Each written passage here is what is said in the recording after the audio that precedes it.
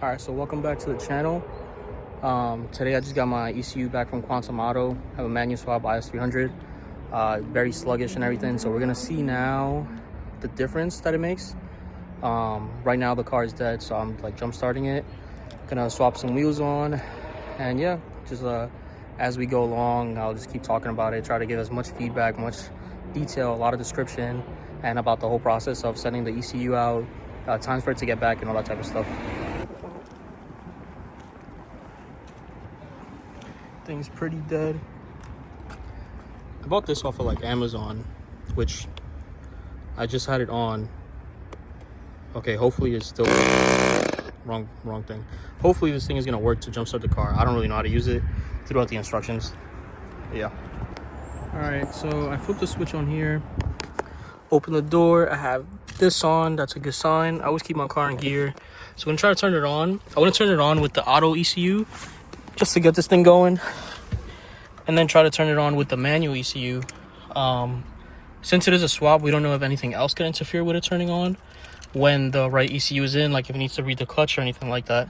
So see how this goes. Key on.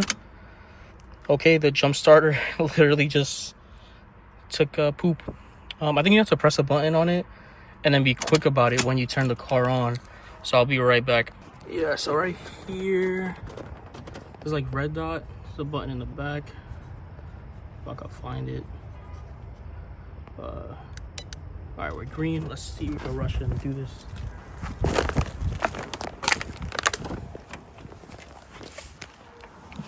All right, light is on. We're in neutral, and we're on, baby.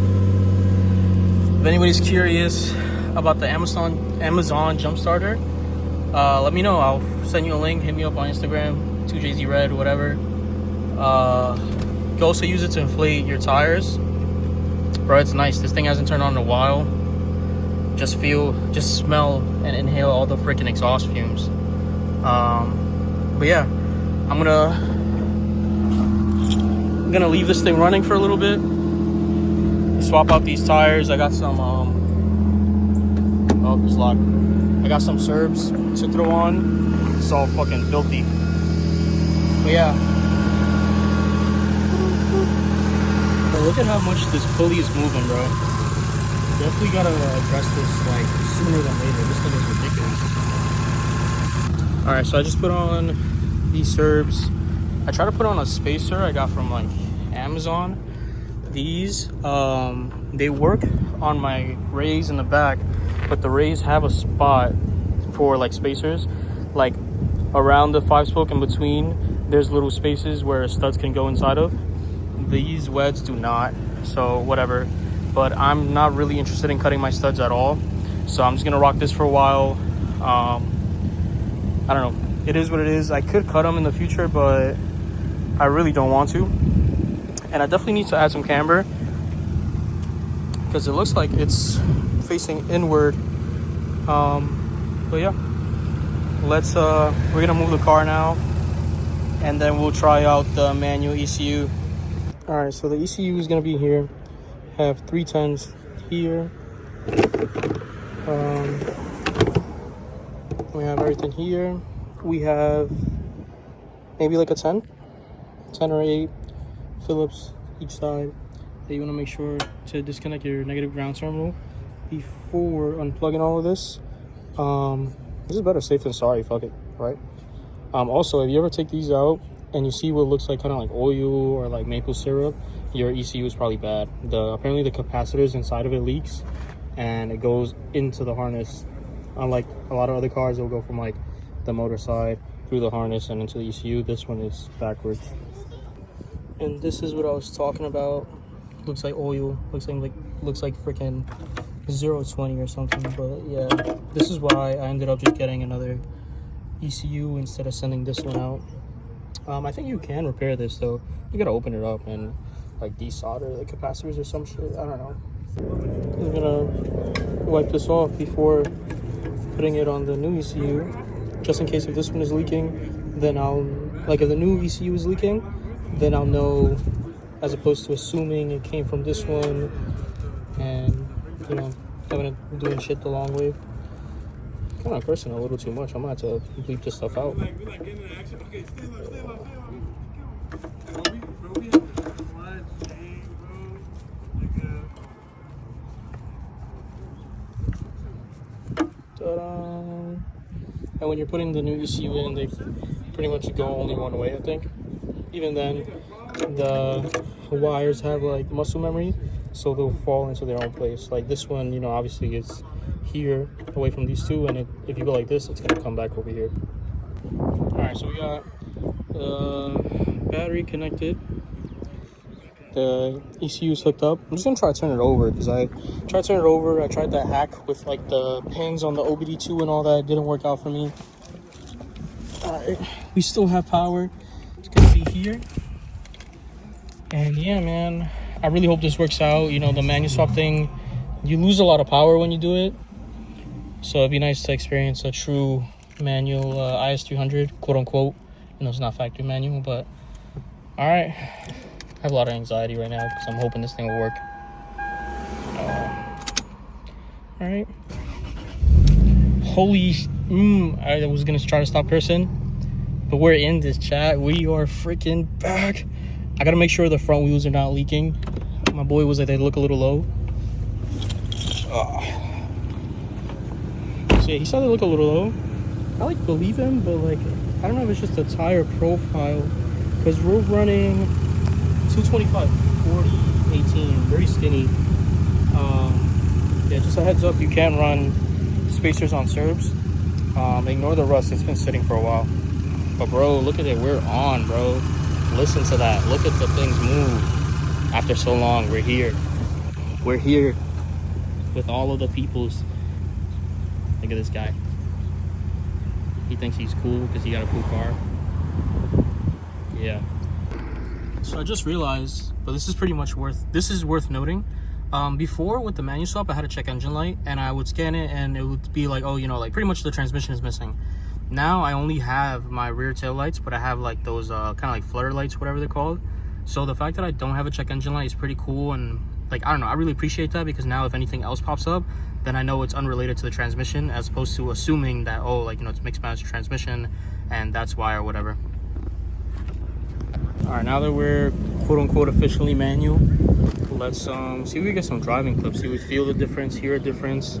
I know when it was slow, it was like low gears, it was like really slow. And then let's see if we get an increase in power as we climb up or whatever. I don't have too much gas, so I'm trying to be conservative. Also, my hood can't close. Somebody give me the methods, bro. I freaking gonna have to replace the latch or something, I don't know. Or try this again on the other side. Also need an alignment badly, so we'll see. I don't want to keep working on the car. It's like annoying to work on a car outside, but a lot of the stuff I have to do is not really that big of a deal. So yeah, let's do this. Something I realized immediately, it is easier to just drive off. Like, I don't have to give it an excessive amount of gas. It just goes, which is really nice. The security light is still flashing. I don't know why, but I mean, so far we're good, so who cares? See if we can do a light pull.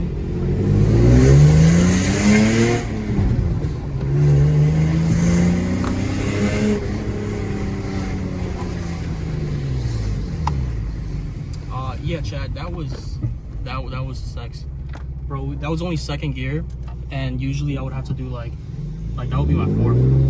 All right, throw too much gas. All right, let's see how this goes.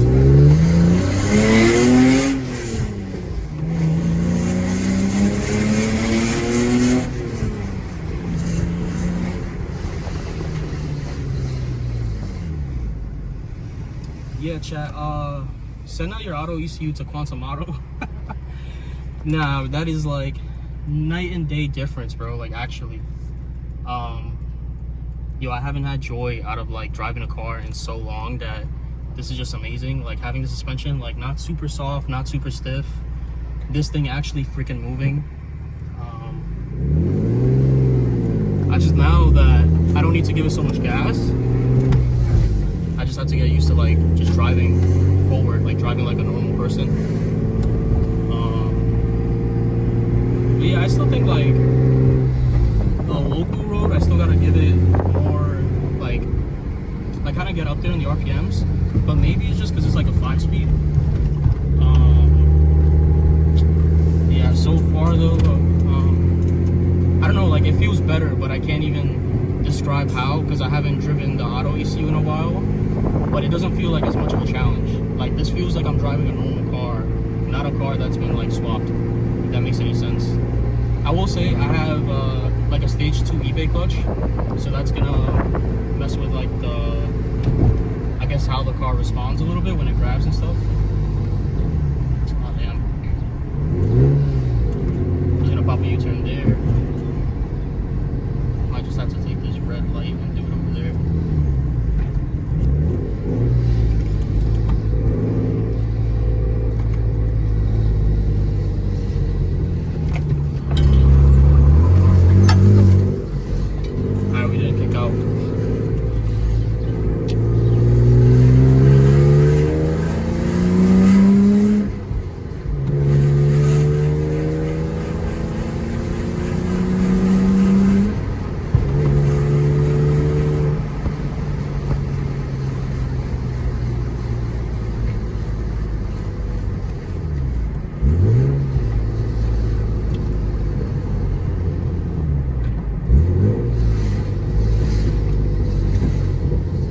I think the car is like the speedometer is not accurate because that felt faster than 40 miles an hour. What do you think? It did feel pretty quick, not gonna lie. I feel like that was like in the 50 range.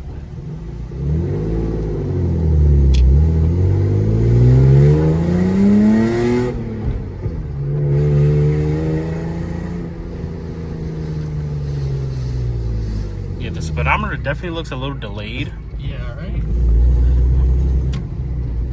I will say though, like everything's feeling a lot better. The shifts are really nice, bro. We just did like that mini pull first to second.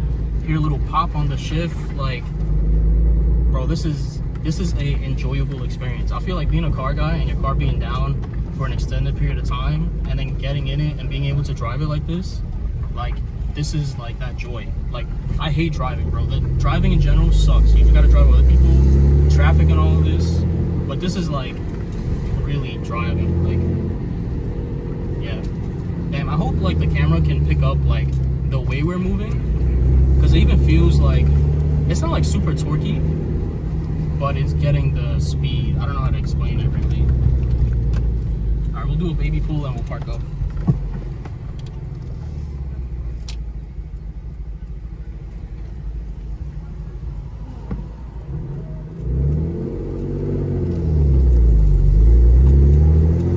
Like that was like low RPM just to get going, like slight incline. Usually it would be like a lot more.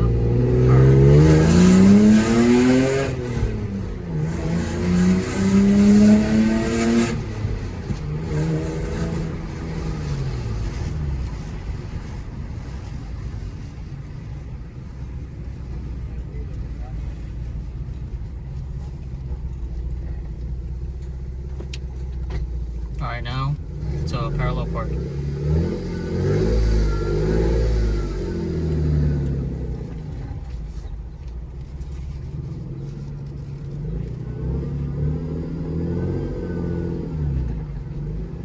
I feel like I'm close. You're close. Close stop. Guys, if you are like myself, very, very short, I'm about 3'6", and by the eye of a lady, I don't know how to explain it. I'm 3'6" in women's standards. Think about that when you get a bucket seat.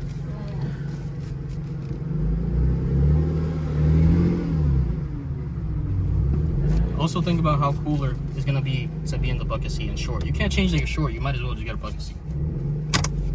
All right, bet. All right, so we're in the car. We just finished driving around.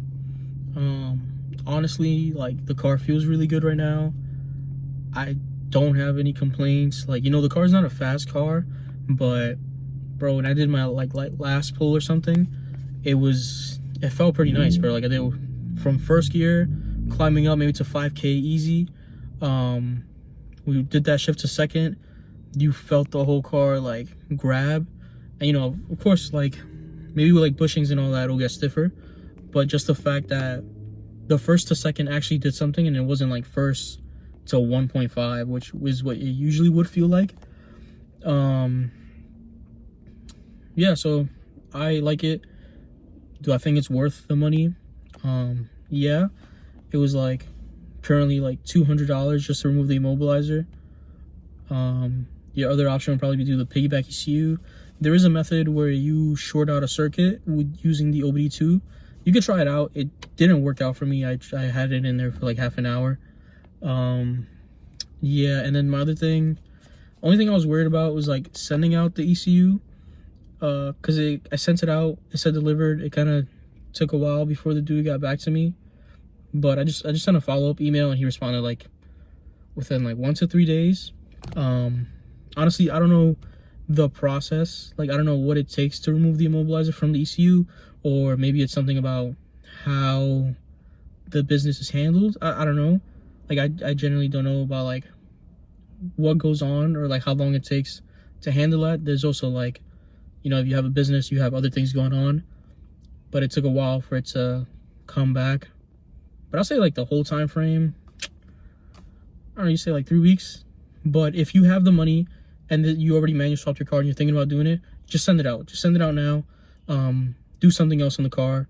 If you have 2 ECUs, like I was lucky to get a manual ECU with my swap part stuff, and then I was running the auto ECU, you know, like the car could still move.